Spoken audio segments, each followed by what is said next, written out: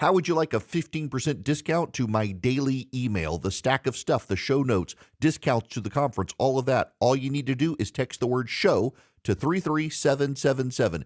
You'll get the annual subscription with a 15% discount to my daily email. You'll get the stack of stuff, the links to the show notes, discounts to the conference, and so much more. All you have to do is text the word show, SHOW, to 33777. Text show to 33777.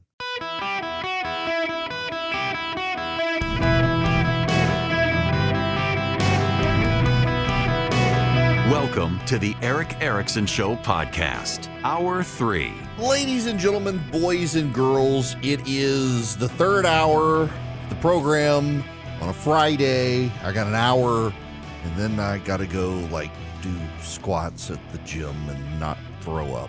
Welcome. I have tried all day long to come up with an excuse to weasel out of going to the gym, and I can't come up with a good one. I tried to get the plague and didn't work. I don't want to go to the gym this afternoon, but I can't get out of it now. And now my kid says he's going to join me, but that's okay. So it'll be father-son, try not to throw up afternoon. Fun times. The phone number, if you want to be on this exciting program, 877-973-7425. Really happy to have you. It's a nice day outside, and I'd rather play golf, but that's okay. Here with you now. I want to take your phone calls this hour. It is an open line Friday. I will start, actually. I might as well. T-Bone's been waiting. Yep, we got a caller, and we're going with T-Bone. T-Bone, welcome to the show.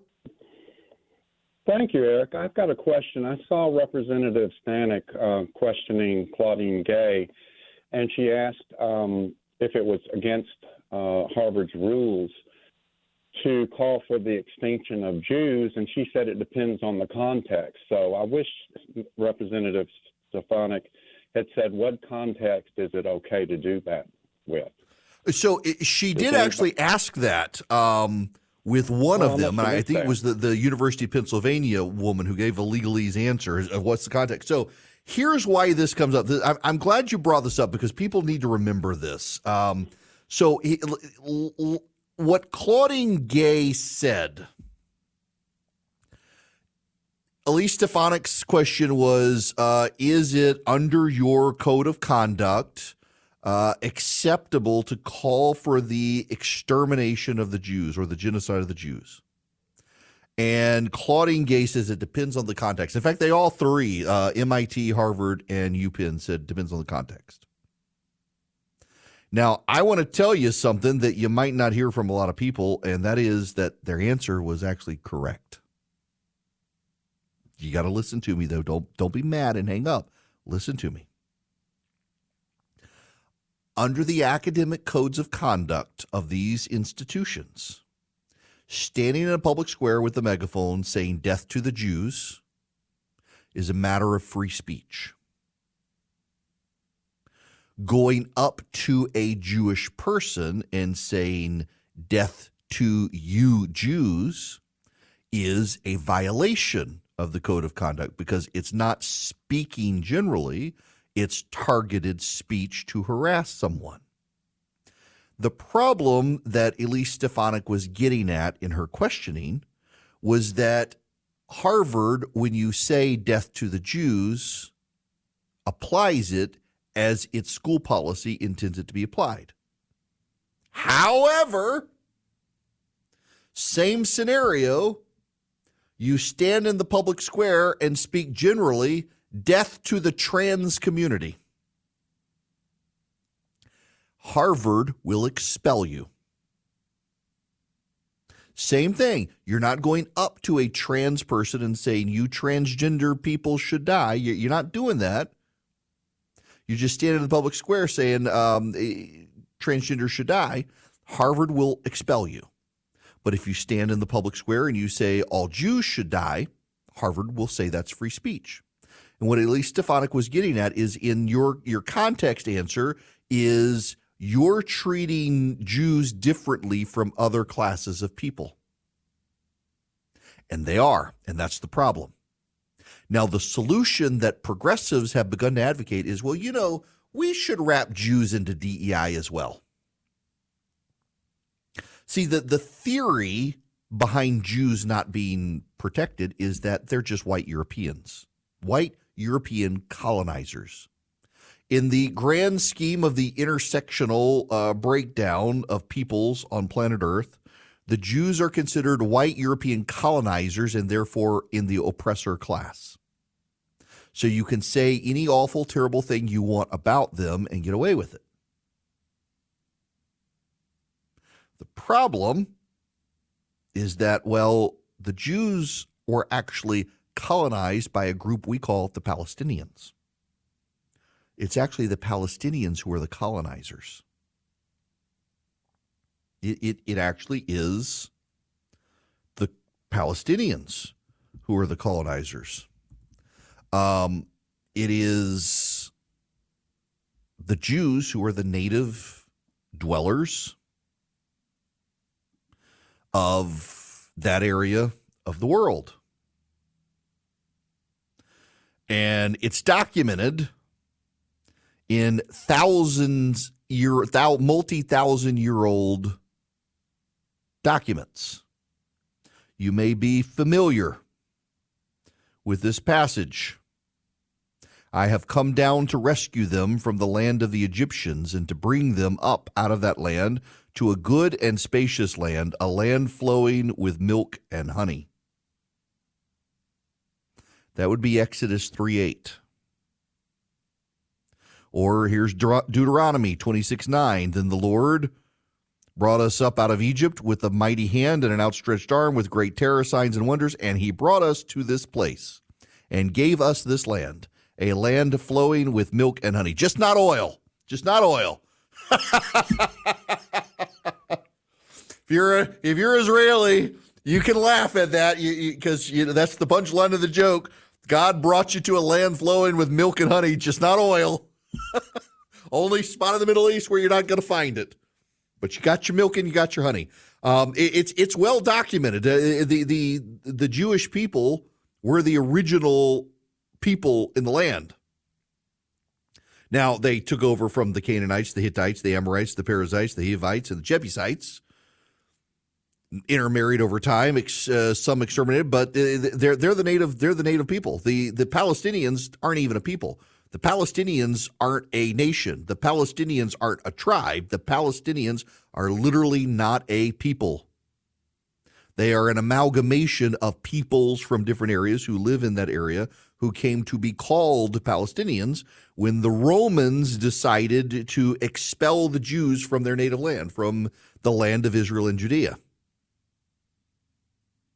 And the result, they allowed in multiple tribes, and then over time, the Arab invaders conquered them and converted them. But there were always Jews in the land. They always remained. They were never completely expelled. And when the Ottomans took over from the Byzantines, the Jews started flowing back to the land. And when you get to the League of Nations, and then you get to the United Nations, the League of Nations before World War I, and then you get to the United Nations after World War II, there is a sustained call for the Jews to have their own land back. Not new land, but to have their land back. Well, it really is funny, and it turns everything on its head. The Palestinian people are actually the colonizers. But because of their skin color, and it really is the racism of the intersectional left, because they are darker-skinned people, they are presumed to be the oppressed colonized. And because the Israelis are lighter-skinned people who were purged out of their land, many of them wound up in Europe because of those purges of the Roman Empire. They're lighter-skinned people. They are presumed to be the colonizer. It is all because of the amount of melanin in their skin that the left has made this decision, and they actually have the history turned upside down. The Jews are the natives. The Palestinians are the ones who colonized it. Now, back to the phones. Matt, you're going to be next. Welcome. Hey, I want to talk about biscuits. I was listening to Let's your talk replay. about food. I haven't eaten and I'm starving. Good call. Well, all right. So my favorite, Hardee's has a good biscuit, but the one that beats it is Bojangles. Cajun chicken, egg, and cheese biscuit. I'm gonna have to go on a field trip, aren't I? Yep.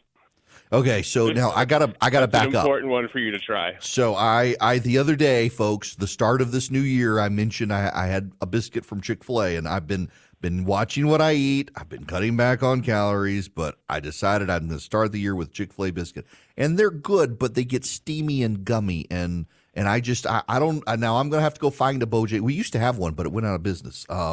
In our area, but there is a Hardee's, and my wife and I love the Hardee's biscuits because they're crunchy on top. They got a buttery, pillowy center. They always load it up with a good amount of egg and bacon. I'm gonna so that now it's you mentioned so it's like the Cajun chicken. Is that what it is? Yeah, it's well, the whole place is Cajun chicken, but their chicken filet breakfast is a Cajun battered fried chicken biscuit. But the best thing to me about them is that they serve breakfast all day. Oh, okay, yeah. I'm gonna go have to find. I know there's one about 30 minutes from me. I've never eaten at a Bojangles. I'm gonna have to go. I'm gonna now. Our listeners up in Connecticut are listening to us right now, saying, "A Bo what?" Yep. Here we go. I've got a text from a friend of mine up in Rome, Georgia, who says Bojangles is a superior biscuit. Good caller. Surprise, Charlie let him on. I made up that last part. When I said it. All right, I'm going to have a field trip now, Matt. Thanks very much. Yes. All right. Bojangles. I'm going to have to go find me a Bojangles now. There's one about 30 minutes from where I live. There's one on the way to my in-laws as well. We're not headed there this weekend, though, but I will endeavor to do this. All right, one more before I go to break. Thomas, welcome to the show. Yeah, my question is, do you think there's a large enough percentage of people that are anti-woke, so to speak, but they're divided by parties? Like there's, 90% of Republicans are against the woke culture and 30% of the Democrats, but their votes are divided because they can't get together and vote away the wokeness. Okay, so I'm glad you bring this up because I actually think a majority of both parties are non-woke. And I do, and I know that my hardcore partisan conservative friends will say, no, the Democrats are full of no. Let me explain this to you. Probably And right, yeah. I've got the data to back this up. In the 2022 midterms, every woke Democrat in like swing districts lost in the Democratic primary.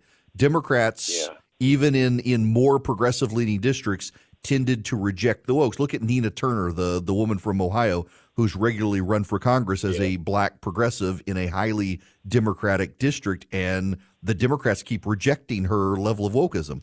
Now, there are some parts of the country, like Alexandria Ocasio-Cortez, she can get elected in Brooklyn, very woke, but I think disproportionately the country isn't. And I actually think that most Democrats aren't either. I actually think that most people recognize it's a deeply unhealthy mindset. But here's the problem. The Democratic Party in particular, there's a lot of fear about talking about this because the wokes are the most open and aggressive, and they're the most militant. And so though they may be the minority, the squeaky wheel gets the grease, and they squeak a lot. And so a lot of Democrats are quiet, but when they go vote in the primaries, they purge them. Now, I realize this is hard for some of you to believe because we're all told how woke the Democratic Party is. The progressive wing of the party, very woke, and they are the loudest portion. They are disproportionately represented on television, and they get the most attention. But when you actually pay attention to what happened in the Democratic primaries in 2022, Democratic voters, particularly black women, voted against them. They don't like them because black women who have worked hard to advance their children abhor the idea of a boy being able to get a college scholarship from a girl over athletics. And they despise the idea that boys could be in their girls' locker rooms. And that's what the wokes believe. And so the wokes keep getting rejected by more and more people. I do just kind of perceive this situation at Harvard and with these answers on anti-Semitism and death to the Jews by these by these college presidents to be a tipping point. We're not going to suddenly rapidly shift away from it, but I think it's beginning to happen. More and more people on all sides of the aisle are realizing that this sort of ideology is just poisonous. Welcome. It is Eric Erickson here. I mentioned this story earlier in passing, but actually wanted to spend a few minutes with it. This is from Ambrose Evans Pritchard in the London Telegraph. Emergency lending by the U.S. Oh, come. I'm already a subscriber. Why do I have to log in again? I understand why you have to log into these websites, but it sometimes is so frustrating, especially when I'm in the middle of beginning to read the story and then suddenly it says, hey, you haven't logged in a while, and then you have to go back through it. So aggravating. The Europeans have just destroyed our modern internet. Those stupid little windows that pop up about the cookies almost makes you want to like let Putin have it. The European bureaucrats who decided every time you go to a website, suddenly you have to, do you want cookies or not? No, leave me alone. I do want cookies. I want chocolate chip ones. Nonetheless, emergency lending by the U.S. federal authorities has bathed America's struggling regional banks in short-term liquidity, disguising the slow burn damage of the U.S. commercial property slump. A sobering analysis by four of the country's leading finance experts says this comfort blanket has created a beguiling illusion of stability. The underlying crisis in the banking system continues to deepen as $5 trillion of commercial real estate debt taken out during the zero-rate era comes due in tranches. It's not a liquidity problem, it's a solvency problem, says Professor Tomasz Piskorsky, a banking specialist at Columbia University and one of the lead authors. Temporary measures have calmed the market, but half of all U.S. banks are running short of deposits with assets worth less than their liabilities, and we're talking about $9 trillion. They're bleeding capital and could not survive if something triggers a sudden loss of confidence. It is a very fragile situation, and the Federal Reserve is watching it very closely.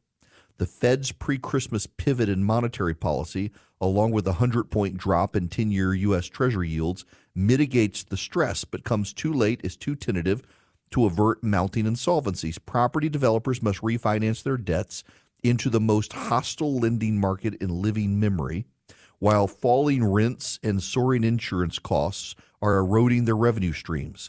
Almost $1.5 trillion is coming due by the end of next year. The entire commercial real estate space has to be reset. No one really knows where the values are. This is something I've been paying attention to, and I'm rather worried about. There are a lot of regional banks that did a lot of the deals for commercial real estate.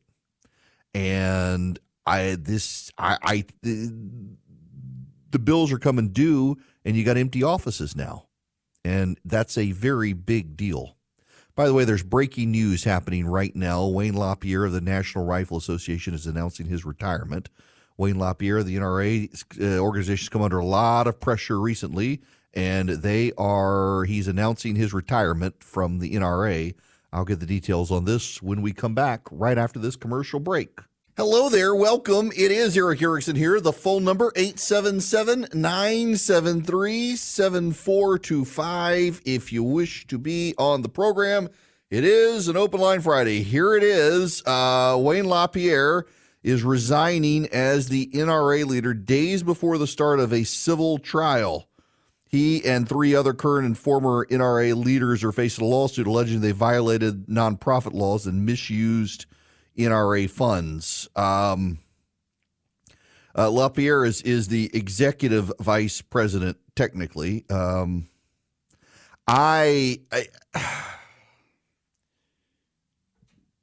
Y'all, let's just acknowledge that the New York Attorney General targeted the NRA because of it being the NRA.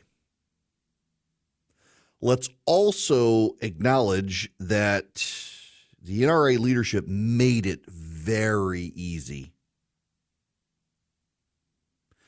The lawsuit by the New York Attorney General alleges that the NRA violated nonprofit laws and misused millions of dollars, alleging that LaPierre diverted millions of dollars away from the group's charitable mission for his personal use of private jets, expensive meals, travel consultants, private security, trips to the Bahamas. The Attorney General claims LaPierre spent more than $500,000 of the NRA's assets to fly himself and his family members to the Bahamas, and that the NRA incurred over $1 million in expenses for private flights in which LaPierre was not a passenger. He received more than $1.2 million in expense reimbursements as well. The other defendants are accused of violating nonprofit laws and internal policies, enriching themselves, contributing to the NRA's loss of more than $64 million in 3 years.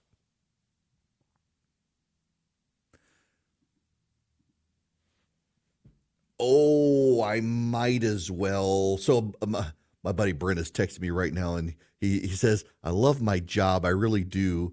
But you have the best job. You get to live out Festivus every day and get paid for it.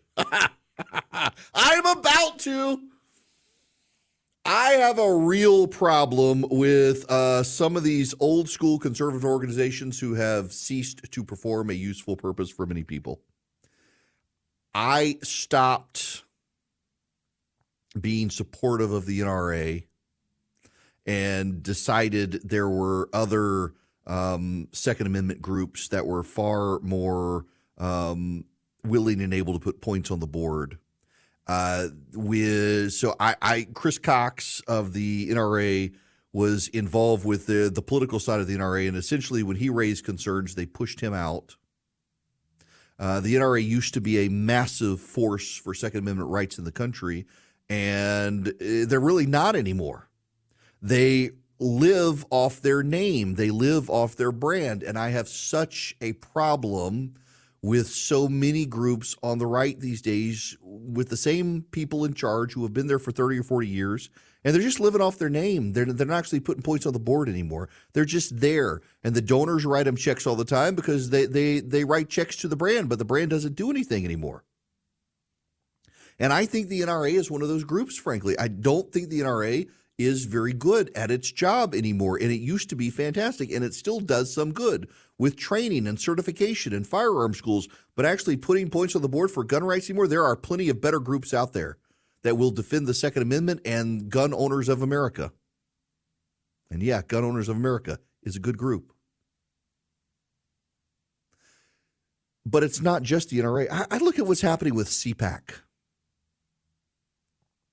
where you've got, scandal. You've got very prominent, notable conservatives have left the organization raising red flags about the conduct of the present leadership.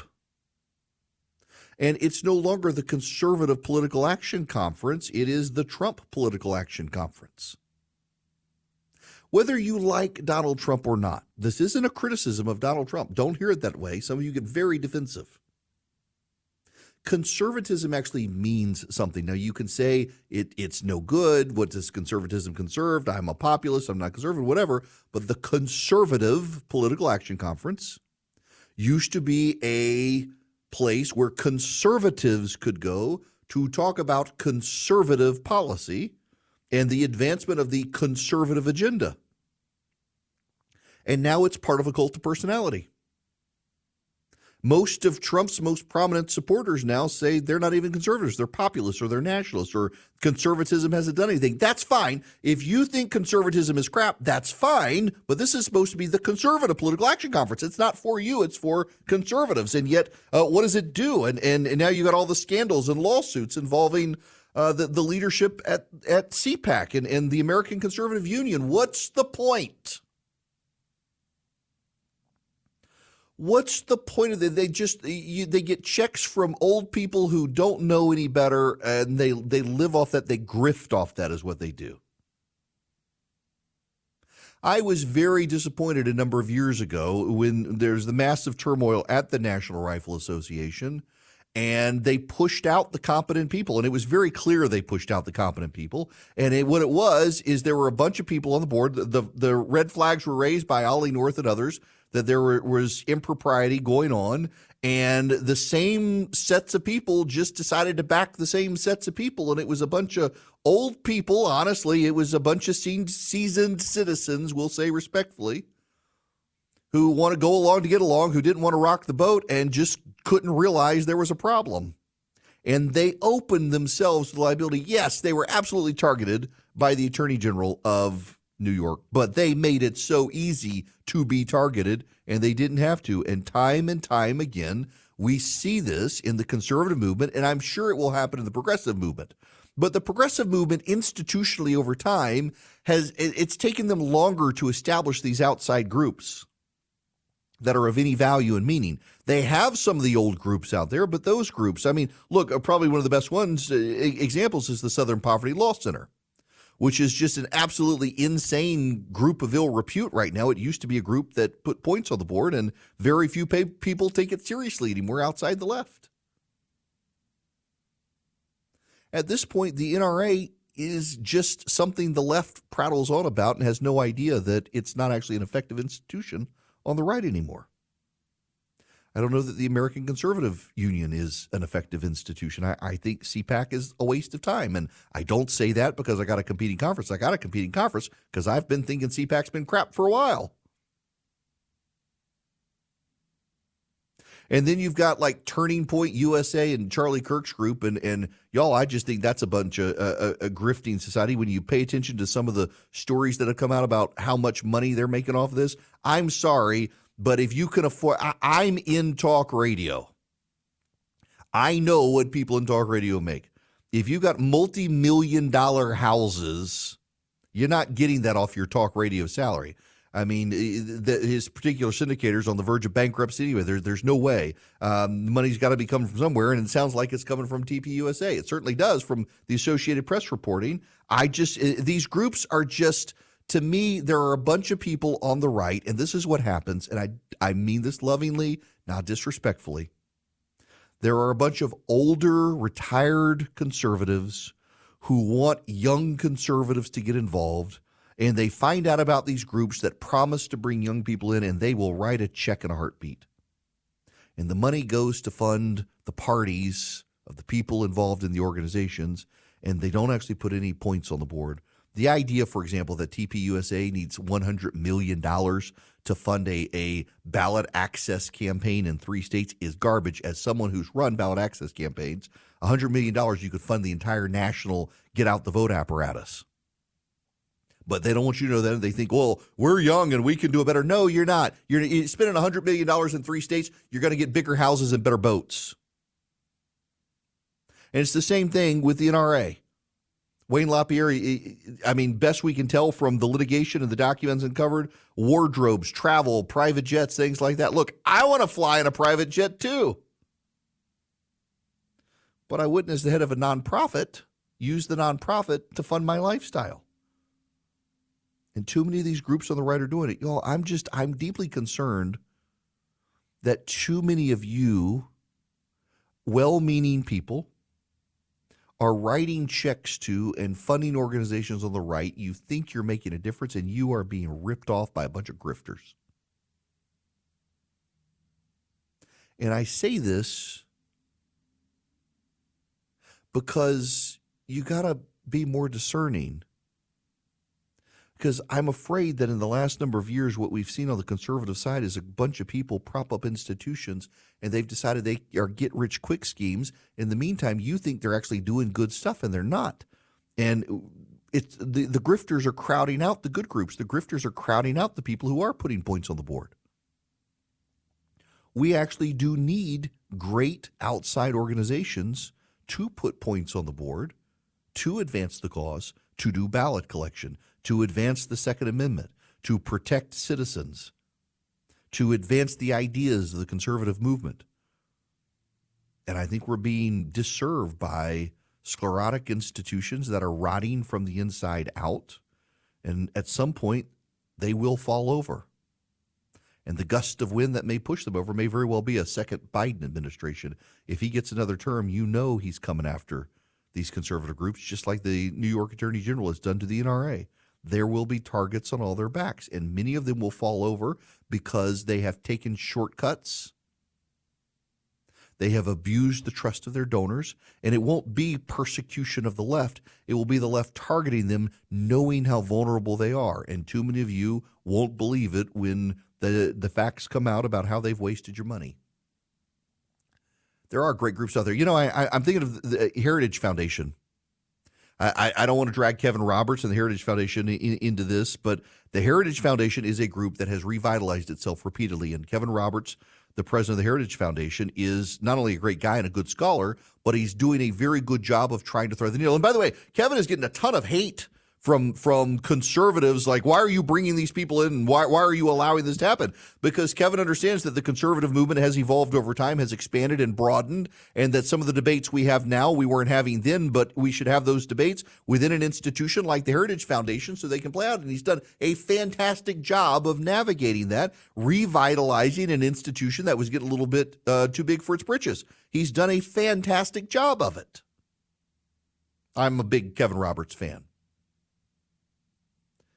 But then you got like the NRA that has essentially choked out all the fresh blood that wanted to do new things, better things, and more effective things, and gone with the status quo. And then you've got the American Conservative Union, where it just sounds like it's lobbyists lobbying and a cult of personality and doing things they shouldn't do and having conferences that really don't generate anything other than scandal these days. I mean, what's the point? If we're going to be giving our money to institutions so that they can live in the lap of luxury and not actually put points on the board for the conservative movement, what is the point? Not of conservatism, but of a group of people and a donor class of conservatives who fund this stuff so that we're paying for people to have a good time while America itself starts to smolder. We either put points on the board or we don't. And a lot of these institutions, they're just not putting points on the board anymore. They're just allowing their executives, officers, and friends to live a lavish lifestyle. If we don't clean house, the other side will. I would prefer that we on our side clean up our institutions. Welcome. It's Eric Erickson here. Delighted to have you. The phone number, well, it's too late for that. Let me do some, I've patently avoided raw politics for most of the day, but you should know Chris Christie was on Hugh Hewitt's program yesterday morning and was very defensive about dropping out.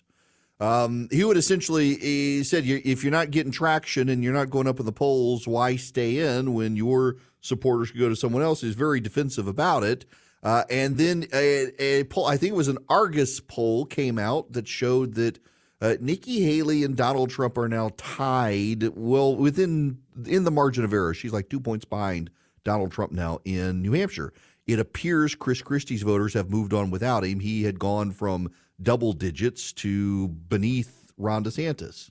Now, you should know, I can't remember. I can't remember the actual pollster. I said Argus. I'm not 100% sure it is. It actually is a terrible pollster, not a fantastic pollster. However, I bring it up because it's not the only pollster in New Hampshire showing that Nikki Haley is suddenly gaining traction. And you don't have to, and I know that polls, nobody believes the polls are bad. Donald Trump has suddenly aimed his fire at Nikki Haley pretty aggressively, aiming his fire. Now, St. Anselm, which actually is a pretty good pollster up there, has it 44-30 Trump Haley. Christie's at 12%. Christie's just collapsing in New Hampshire. In fact, Christie is collapsing far faster than DeSantis has collapsed in New Hampshire. It's very notable.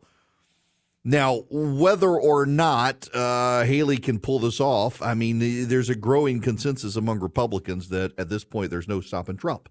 And you've got Republicans in the Senate falling in line.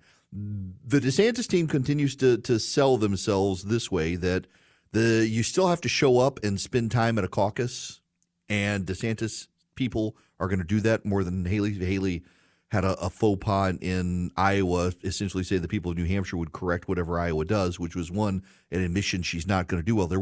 Why are you spending money in Iowa attacking DeSantis? Let him have it, because then that helps you in New Hampshire. It frees up your resources. You don't have to campaign in Iowa. You campaign in New Hampshire. You grow your vote there. He grows his vote in Iowa, but they can't seem to do it. Of course, the DeSantis team pushes that, well, Haley is doing this because she's really running to be Trump's vice president, which is not true. She actually is running to be president, but she absolutely, I think, would, if you offered it, be vice president. Now, there is a effort behind the scenes among Trump supporters to get him to not support Nikki Haley.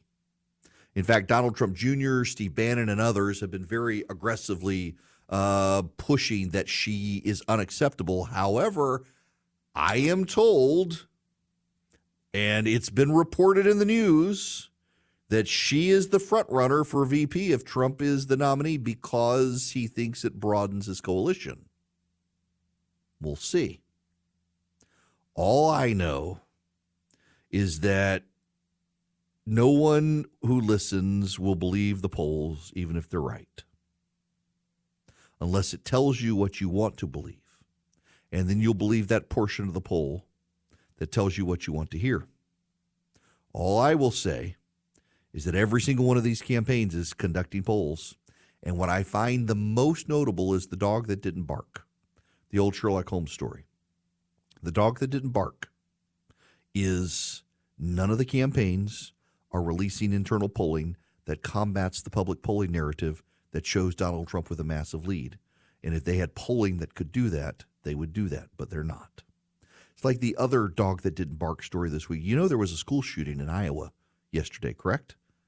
A sixth grader lost his life. 4 others, including a principal, were wounded. And the media is not doing wall-to-wall coverage of it. Now, you know, if it was a white male MAGA shooter, we would be in copious coverage, and the president's speech tonight from Valley Forge would be about the shooting and how we need gun control. But none of them are doing it. They've moved on from it. Why do you think that is? Could it be that the shooter turns out to be a member of the Alphabet Gang? Identified as trans, used he, they pronouns. This is all out there now. You know and I know that the shooter was not your standard white male shooter because the media did the perfunctory check the box, we can say we covered the story, and they moved on from it.